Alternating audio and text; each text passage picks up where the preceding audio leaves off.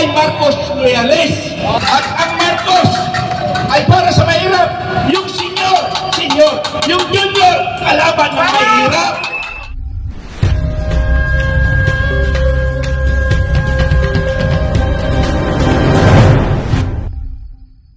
Opisyalis ng DPWH na sinasabi nilang mga dahilan ng pagkakaroon ng flood control anomaly.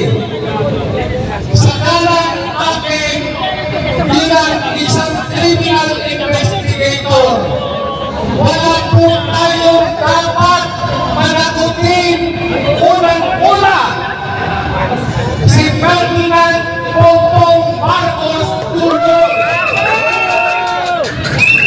Asama na ng Senate President, Speaker ng House of Representatives at kanilang mga kasama. Bakit? Itong mga kontratista na ito ay ginagamit lang nila bilang mga sakripisyan lang. Itong mga kontratista nito ay ginagamit nila bilang mga pagitan o conversion ng pera. Ang Department of Budget and Management, ito po yung isinusulite sa Kongreso. Kung mapapansin natin ang yung mga deklarasyon ng Secretary ng DPWH, ayon sa kanya, ang kanilang panukala ay nagkakahalaga lamang ng 100 bilyong piso kumikit kumulang. Ngunit nung ito ay na-finalize na at naging batas, yung pondo na kanilang ipinapanukala para sa institusyon nilang proyekto, lumupo ito at naging 1.2 trillion pesos. Para saan itong pondo na ito? Saan ito kakamitin? Ito po ang isa sa mga katanungan na dapat nating malaman ang kasagutan. 2024 na magsimula sila na patulungin ang pagsasampa ng impeachment complaint laban kay Vice President Sara Duterte. Pero noong mga panahon na yun, wala silang sapat na pondo upang tustusan ang kanilang plano upang ma-impeach si Vice President Sara Duterte. Kaya, ang ginawa nila noong nagkaroon ng pag-aaral, pagpapalangkas doon sa 2025 budget, dito nila ipinasok yung pondo kakamitin para isang atuparan ang pag-i-impeach ay Inday Sara. Nangyari po ba?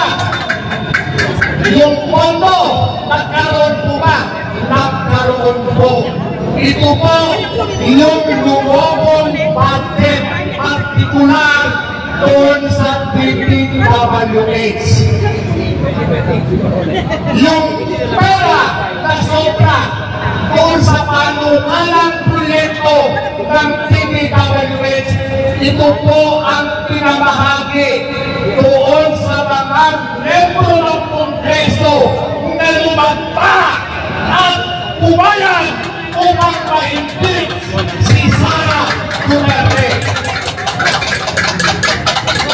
Alam na alam ng Malacanang na itong mga miyembro ng Kongreso ay mga mukhang pera. Alam na alam ng Malacanang na pera lamang ang pinapanginoon ng mga miyembro ng Kongreso na lumakta sa natin. Mga kupal! Ayon sa Malacanang, hindi tayo kayang estapahin ng mga taga-Kongreso. Ayon sa Malacanang, kapag tayo inistapan ng mga taga-Kongreso, kapag si Vice President Sara Duterte ay hindi ma-impeach, ipapalik natin sa kanila ang lahat ng pagkakasan. Hahabulin natin sila sa kanilang mga kurakot. At yan po ang laban ng sobra ni Bongbong Marcos. Ayon kay Bongbong Marcos, ang malawig na yung mga kurak at mga kongresista, mga kontratista na nasa likod ng pag-control.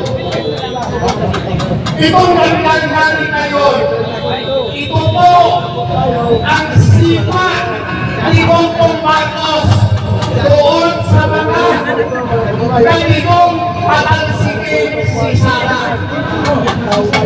Binagantihan ka ang Kongreso, ang mga kontratista sapagkat nagkamali ang Kongreso sa pagpapay ng apat na impeachment complaint kung kaya naging daan nito sa pagkakasura at pagtitiklaran ng constitutional yung articles of impeachment na isinampa sa Senado. Akala ng marami, itong si Bongbong Marcos ay palalit. Malimot! Naniniwala ba kayo na itong si Bongbong Marcos ay mayali? Hindi! Mani, meron. Si Marcos, siya po ang pangunahing mastermind. Siya po ang nasa likod ng kondo ng pagkontrol ng nag-ilusay ng mga kongresista. Kaya kung tatanungin ko kayo, dapat pa natin palagpasin ito. Hindi! Palagpasin pa natin itong si Marcos, itong si Romualdez, itong si Santiago. Palagpasin pa natin ito. Dali man si Lisa! Nagpapalay ko lang yung pagkakataon. Hanggang mayroon pa tayong oras. Hanggang mayroon pa tayong oras. Sama-sama natin usasan si Marcos.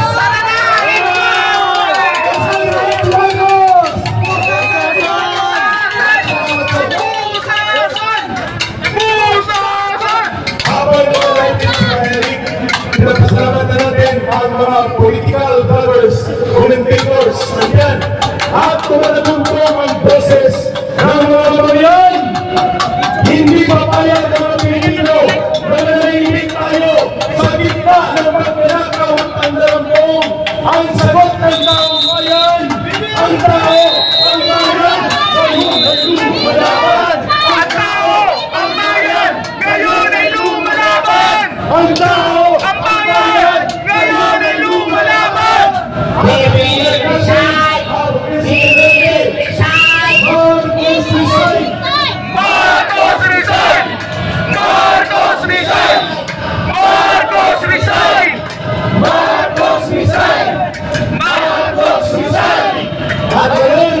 pakinggan natin ang proses ng sabang manananggol para sa interes ng mga kababayan natin.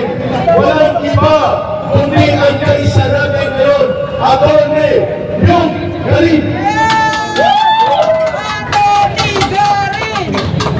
Salamat Kasaliso.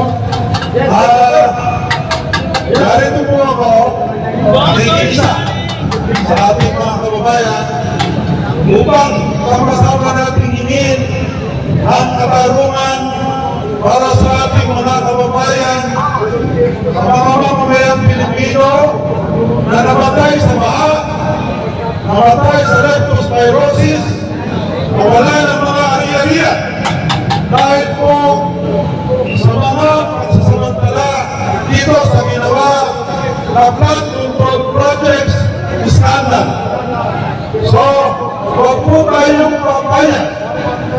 hindi mapanagot ang mga tao sa dito sa eskandalo ito.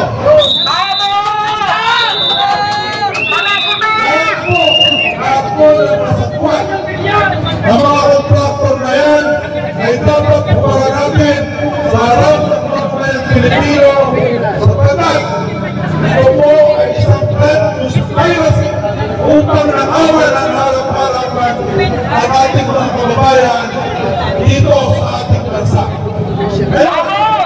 Meron na pong ginagawang investigasyon sa Blue Ribbon Committee. Bigla na lang ay sumugpok ulit. Merong investigasyon sa Kongreso. At sinasabi, Bongbong Marcos magkakaroon pa ng panibagong komisyon na gagawa ng isang investigasyon. Mga kababayan, nakikita na natin ang pattern. Ito po ay isa na sa eskwela. Ano? Isa na po yung panuloko harap-harapan sa ating mga kababayan. Ako po ay isang abogado at katulad din po ni Atty. Manny Luna, meron po isang doktrina ang batas. Ito po yung sinasabi na doctrine of qualified political agency. Ano po ba ang ibig sabihin? Ang ginagawa po ang cabinet namin. Wala ba? Kapag yan ay kanyang ginawa that is considered an act of president. Sir, hindi kita maintindihan. Saan ka bang panik? Ang sagot ko sa kanya simple lang. Ako ay Pilipino, ay para sa Pilipino. Yun lang yun. Ngayon, ako ay Marcos Loyales, by heart Duterte. Bakit by heart Duterte? Tapos, by heart Duterte because sa dami ng presidente na akin na subaybayan, ang dating Pangulong Duterte ang siyang may tunay para sa mahihirap. Palakpakan natin! At ang Marcos ay para sa mahirap. Yung senior, yung junior, kalaban ng mahirap. Marcos Junior ay kalaban ng mahirap. Alam niyo mga kaibigan, ano? Alam niyo kaibigan, habang ako'y naglalakad dyan kanina, nag-o-observe ako sa ating kababayan. Ano ang na-obserbahan ko? Ang na-obserbahan ko, mayroong nakangisi, may nakayuko, ano pa man. Pero may nababasa ako doon sa ngiti niya, ngiting aso. Ibig sabihin, nandito naman yung nagkukulo. Hindi nila alam, mga kababayan, tayo ay nagsasalita in behalf sa lahat ng Pilipino. 116 million Pilipino! Yan ang hindi naiintindihan ng ating kababayan. Nagsasalita tayo, mga kababayan, makinig kayo. Pilipino, makinig kayo. Ibinibuhay namin ang buhay namin para sa susunod na henerasyon sa ating mga apo. Salamat naman! Yun ang dahilan kaya ako nagsasalita nito, mga kaibigan. Hindi para sa akin, kasi baka bukas mamatay na ako. Di ba? Hindi ba? Pauna mo na magkinakaw at sa magandang pong! Oo, pauna na ako magkinakaw. Pero sabi ng Panginoon, Commander Bugay, Pitran, huwag ka munang pumanaw.